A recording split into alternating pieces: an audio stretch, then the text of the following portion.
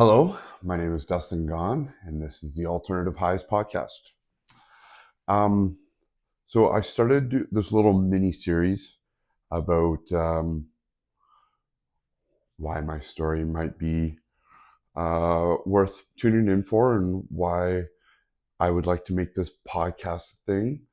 So I'm showing my vulnerabilities, sharing my story. A lot of it doesn't make me look great. Some of it's cool. Some of it's relatable. Some of it will maybe help you to get to the next spot. And by all means, if you have any suggestions, I'm all ears, because I don't know too many people um, that are in my situation, and I know there's lots. I've not met them face to face yet. I hope to one day, but I just realized that I have a crazy cat lady cup, so there's that too. So where I left off was navigating through sobriety. And I'm not sure how many of you have either gone through sobriety after decades of just doing your thing, but let me tell you, um, realizing that you know absolutely nothing, like my personal situation, and realizing there's only a few things you can do.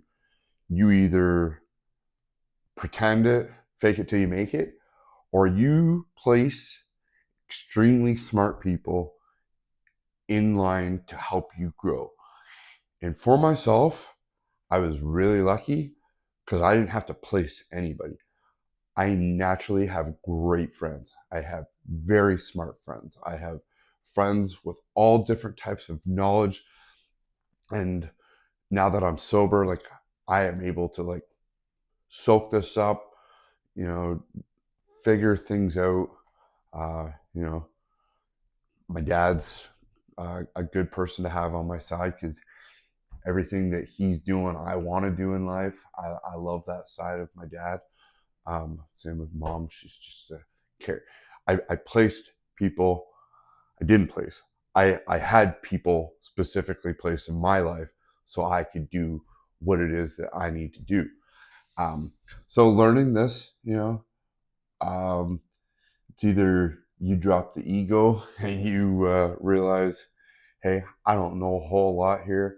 It's time to learn. And I mean, I'm 41 years old.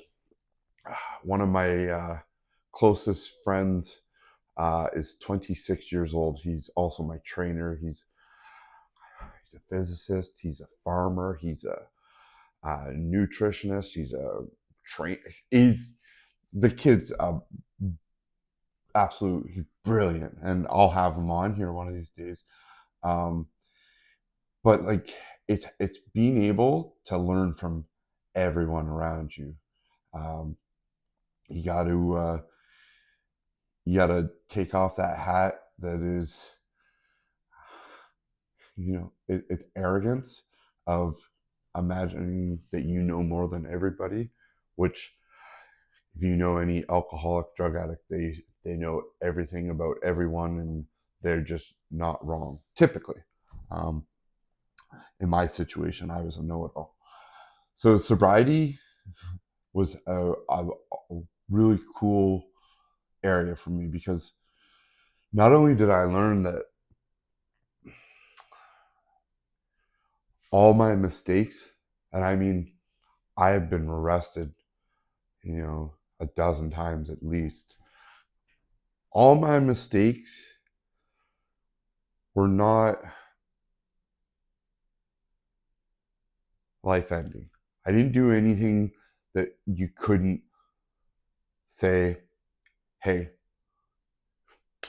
smack to the hand, do better. And I'm lucky that way, because I don't have a lot where I'm like hanging my head. I can walk around very proud.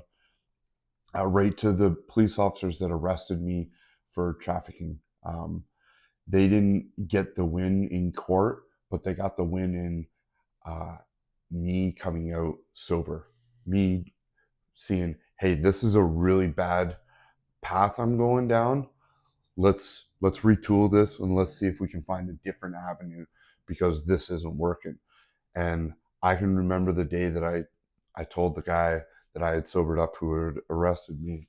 He said this was his win. This was, it didn't matter what had happened. This was his win. And I felt it. Like I went home and I got teary eyed. My hair on my arms raised up. Like, not everybody wants to see you fail. And that includes people who keep the peace.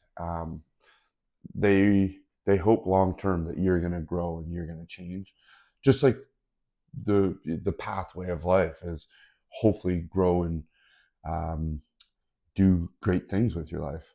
So being sober opened up my eyes to a whole lot of new things, and I'm like a newborn out there, quite literally. You know, my accidents got me walking around like a 1-year-old just learning to walk, as a reference. And I'm about as knowledgeable as a 1-year-old at this time. I'm learning every day. But you know, when you sober up, you all of a sudden, hey, how do I help everybody sober up? And just start in everybody's ear that's drinking. I don't know how I didn't get punched in the teeth. Um, but luckily, everybody around me was super understanding, because you can't change everybody. The only people that are able to be helped are the ones that want help and that do it, because I can't do it for you. The person who mentioned it to me couldn't do it for me. It's only you yourself who can change. So figuring that out is a extremely um, difficult task, to say the least.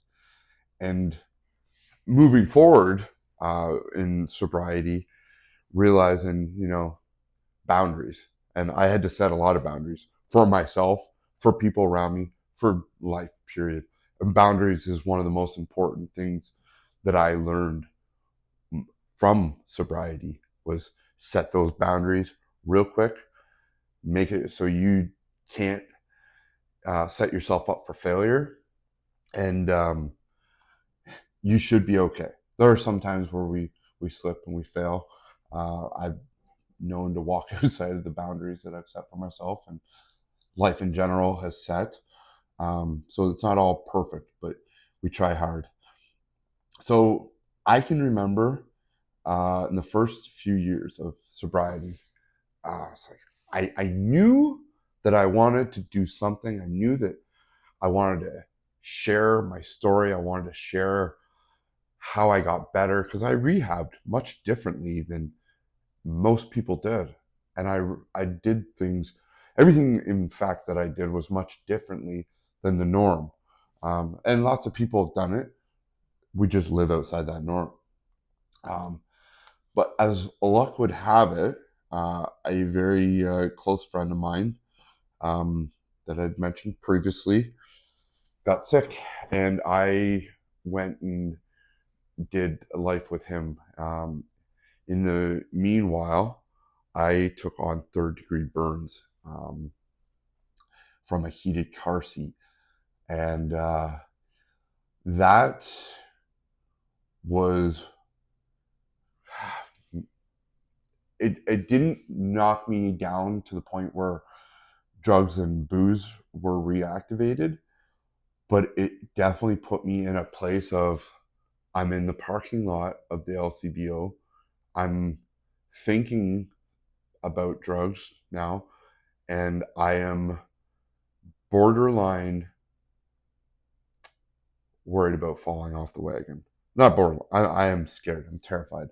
It's not what I want, but it's with a spinal cord injury. Um, Sometimes people don't feel things. Sometimes you lose. Anyhow, I don't have any feeling of my backside. So getting that burn, not realizing it happened, um, it put these terrible thoughts. What's next? How's life? You know, and for good reason. I'm sure whoever goes through this will worry. Things take over our minds. Not everything's got to be explained, but this one, it took over me. We are 2.5 years in. I'm finally to the point where I can relax a tiny bit through the day without stressing about what's next, because this accident just made me understand quite how severe my spinal cord injury was. Our nervous system is absolutely wild, but the fact that I couldn't feel that worried me, and it worried me for good reason, to the point where, as we sit now, I'm on my Roho because I have two pressure sores, and there's no way to tell exactly how those came about, but I've taken on the proper team. We have the wound specialist in on it. I have therapy. I'm doing 10 times better than I was 2.5 years ago. Growth comes in every sense of life. So I grew my health, and I started putting better nutrients in my body. This time around, I'm healing at a much considerably faster rate than when the burn happened. It was wild how long that took to heal. Months. Uh, we're going to be, we should be just shy of 2 months by the time this all gets done, and it might have been doubled for that. So with with that, I won't call it uh, obsessing over it, but it came with good reason, because I was so upset. I was quick to get on this. I was able to get wound specialists working on this stat, and we managed. Um, like I said, I'll be recovered in half the time, I'm sure. And with that part of the story, I'm going to leave it there, and we'll check in again. So I had somebody really quick point out peace and love is basic, which it is. So what I typically say is I'm a peace and love from Donny Osmond. It was something that my dad said to his parents every time he would say goodbye. It's just something that I carried on. So peace and love from Donny Osmond.